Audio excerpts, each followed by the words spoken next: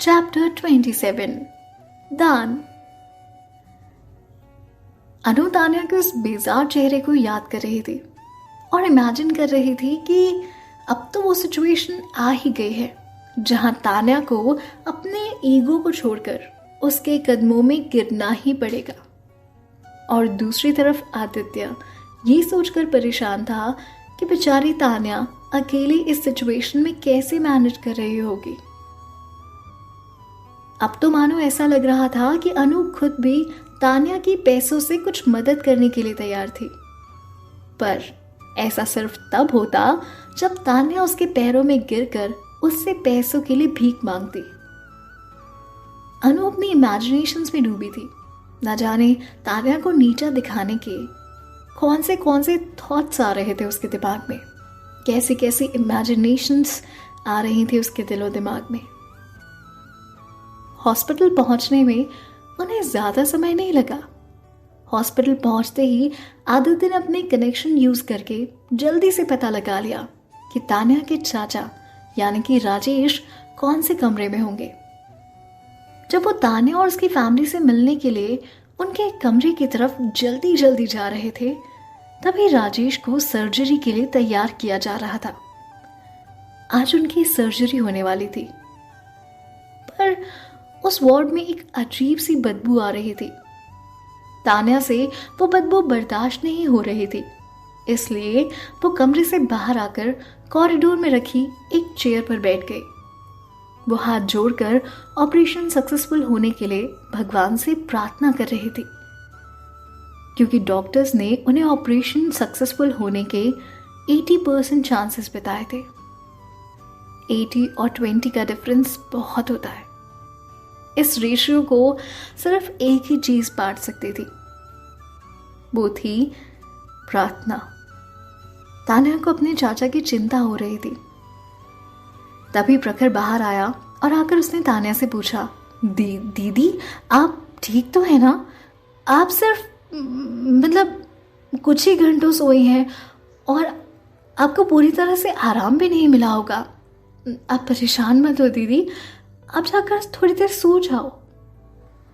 प्रखर एक जिम्मेदार बेटे का फर्ज निभा रहा था, एक जिम्मेदार और केयरिंग भाई का भी। उसे भी चिंता थी राजेश की और दूसरी तरफ चिंता थी तान्या की, क्योंकि रात भर वो राजेश के लिए उन पैसों का इंतजाम कर रही थी जिससे आज उनकी ये सर्जरी होनी थी। और आज फाइनली वो ऑपरेशन डेट थी।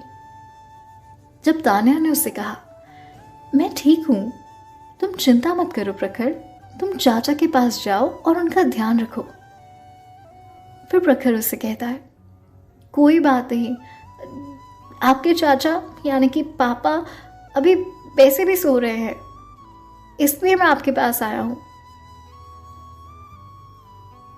इन दोनों की बातचीत चली रही थी।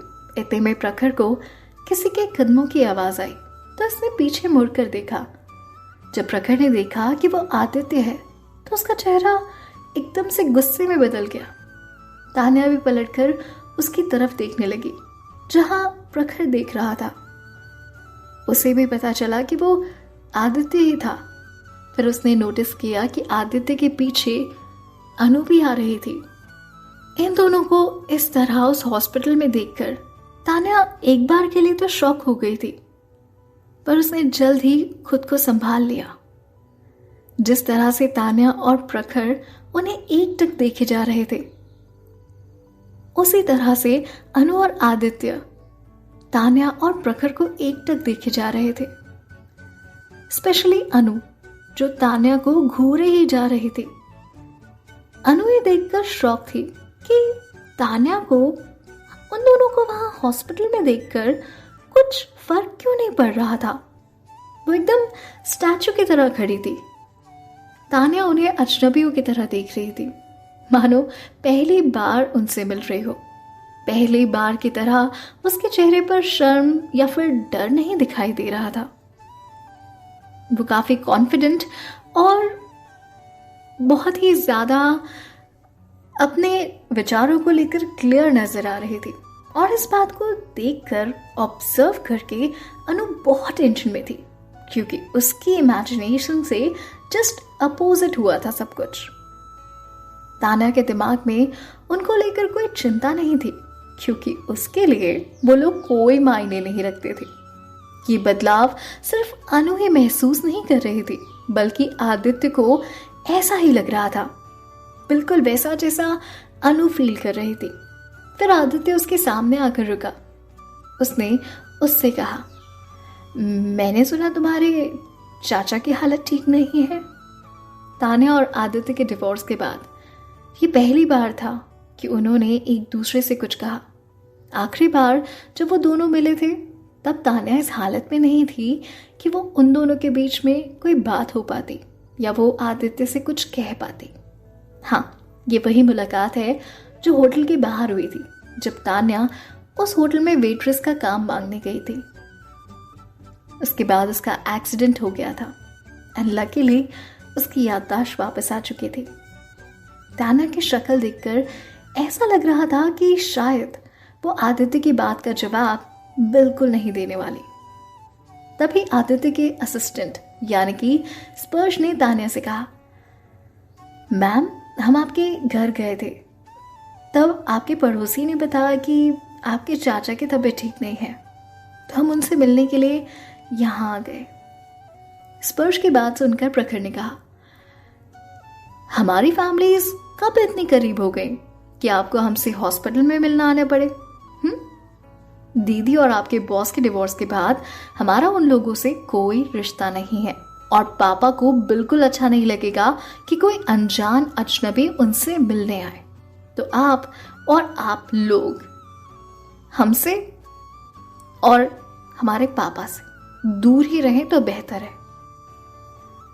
प्रखर के इस रूड बिहेवियर से अनु को लगा कि शायद आदित्य तो कुछ बोलने नहीं वाला, तो मुझे ही कुछ बोलना पड़ेगा। तभी उसे तान्या की तरफ मुड़कर कहा, चाहे जो भी हो, तुम आरिफ की माँ हो, हम तुम्हें ऐसे अकेला नहीं छोड़ सकते। आरिफ की खातिर हमें तुम्हारी मदद करनी ही होगी। इनफैक्ट हम तुम्हारी मदद करना चाहते हैं, क्योंकि हमें लगता है कि शायद तुम्हारे चाचा के इलाज के लिए तुम्हारे पास पैसे नहीं होंगे, और इसलिए आदित्य और मैं यहाँ आए हैं।